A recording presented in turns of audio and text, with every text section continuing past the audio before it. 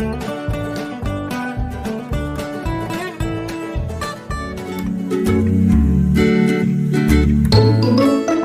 আলাইকুম শিক্ষার্থী বন্ধুরা, তোমাদের সবাইকে আজকের পাঠে স্বাগত জানাচ্ছি।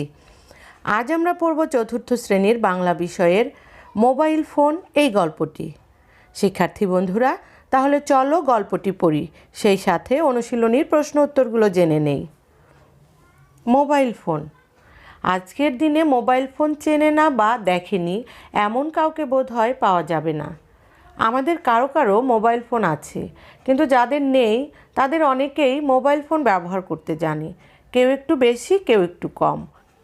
মোবাইল ফোন দিয়ে যে কত কিছু করা যায় তার সবটা অবশ্য সবাই জানে না, তবে যারা একটু কম জানে তারাও প্রয়োজন মতো তাদের কাজটুকুও মোবাইল ফোনে সেরে নিতে পারে।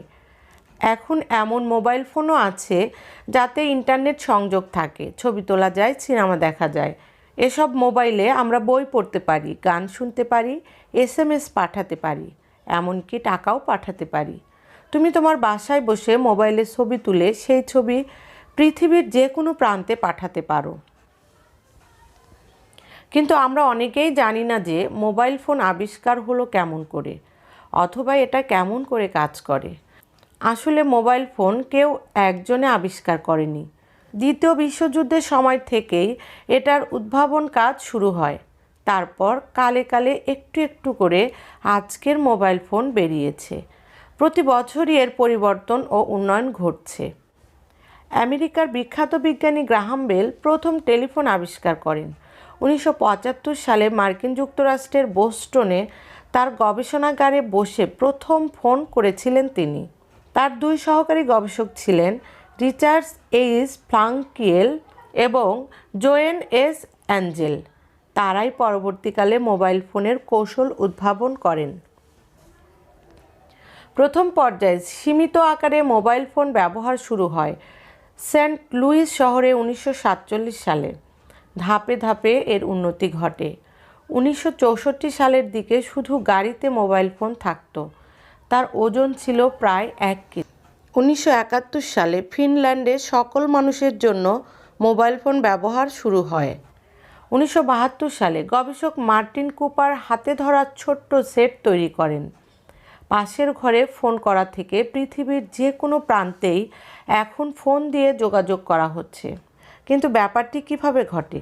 যে এলাকা জুড়ে মোবাইল ফোন কাজ করবে তার সবটাকে কতগুলো অংশে ভাগ করা হয়।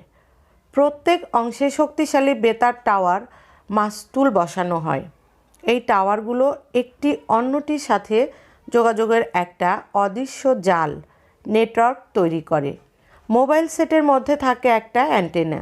সারাক্ষণ তরঙ্গের মাধ্যমে এটি টাওয়ারের সাথে যোগাযোগ রাখে। মনে করো কোনো সেট থেকে বোতাম চেপে অন্য কোনো নম্বরে যোগাযোগ করা হলো, তখন সবচেয়ে কাছের টাওয়ারের মাধ্যমে অন্য প্রান্তের মোবাইল সেটকে সেটি খুঁজে নেয়।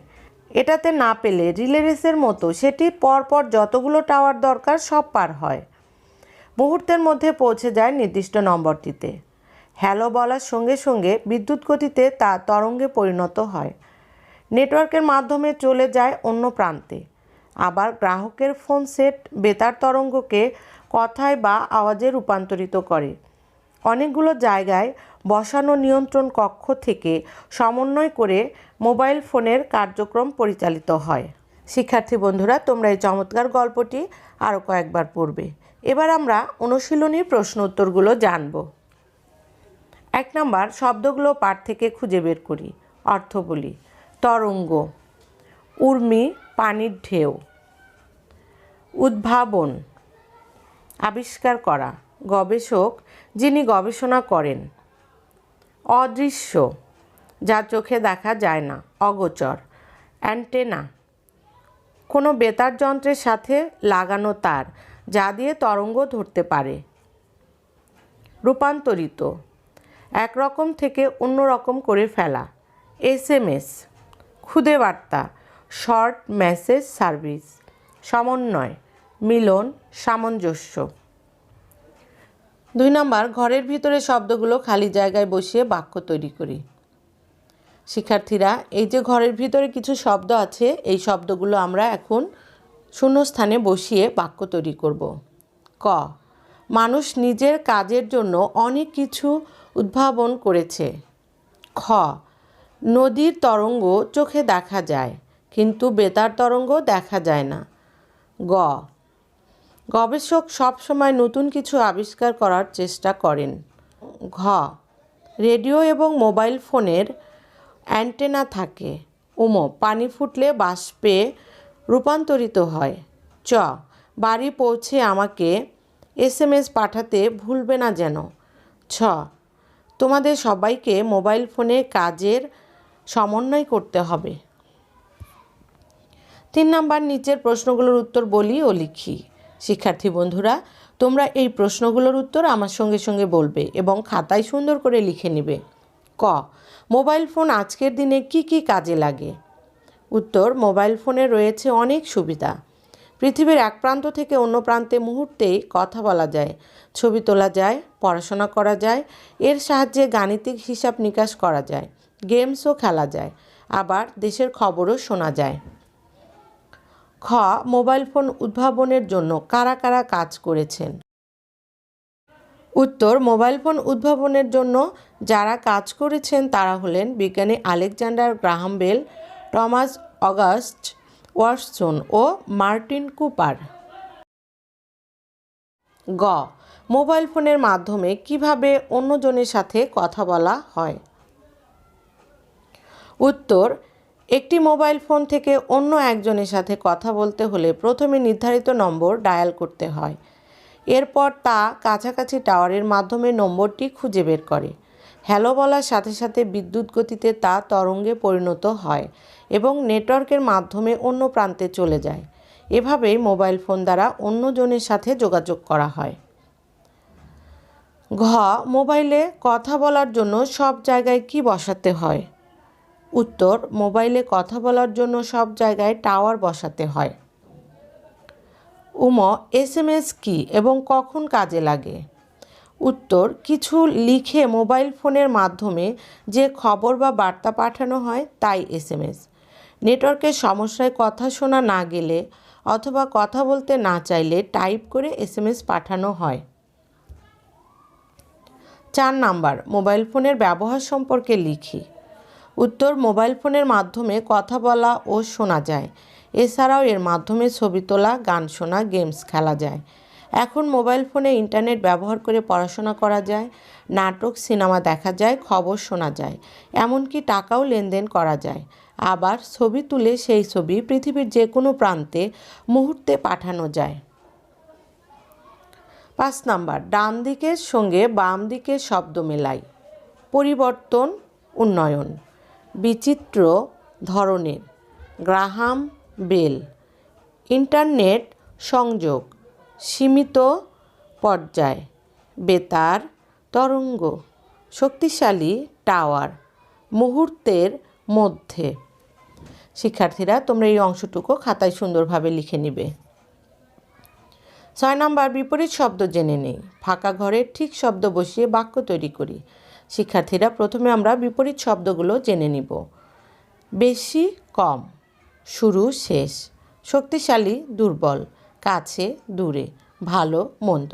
এবার আমরা শূন্যস্থানে ঠিক শব্দটি বসিয়ে বাক্য তৈরি করব।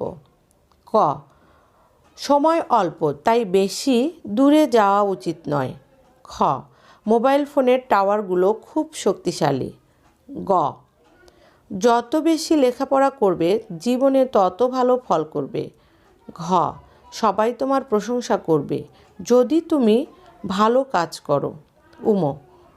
কাজ শেষ করে তারপর খেলতে যাব। শিক্ষার্থী বন্ধুরা, এই অংশটুকু তোমরা সুন্দরভাবে খাতায় লিখে নিবে এবং অনুশীলন করবে। 7 নাম্বার, সংখ্যাবাচক শব্দ লিখি। এই লেখায় প্রথম, দ্বিতীয় এরকম শব্দ রয়েছে। এগুলো হলো সংখ্যাবাচক বা ক্রমবাচক বিশেষণ। এভাবে আরও কয়েকটি শব্দ লিখি। প্রথমে আমরা সংখ্যাবাচক বিশেষণগুলো পড়ব, তারপর ক্রমবাচক বিশেষণগুলো পড়ব। 1, প্রথম, 2, দ্বিতীয়, 3, তৃতীয়, 4, চতুর্থ, 5, পঞ্চম, 6, ষষ্ঠ, 7, সপ্তম, 8, অষ্টম, 9, নবম, 10 দশম। শিক্ষার্থীরা এই অংশটুকু তোমরা সুন্দরভাবে অনুশীলন করবে।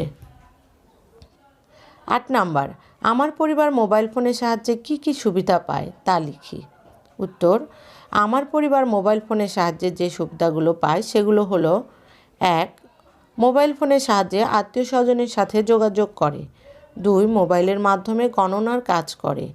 3. প্রয়োজন অনুযায়ী মোবাইলের ক্যালেন্ডার ব্যবহার করে দিন, ক্ষণ, মাস, বছর সব জানতে পারে।